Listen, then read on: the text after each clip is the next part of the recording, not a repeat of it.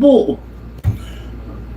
Sigurado mga kabayan ko, I think, excuse me, I think tumaas na ang kuryente eh. Tumaas na yung petroleum products. Sunod-sunod na yan. Ang bigas, tataas din yan. Sigurado yan. Basta tumaas ang dolyares, taas din yan. Tapos, ganito nangyayari. Anyway, eto. Artista versus abogado. Tuloy. Para to disprove dun sa mga accusations kay Presidente.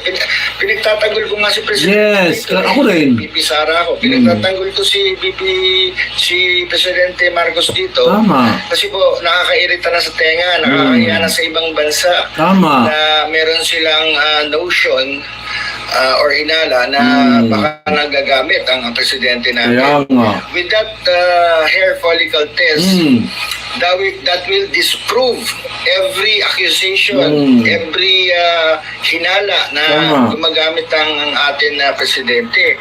Kaya nga, ibig sabihin na pagka nag-hair follicle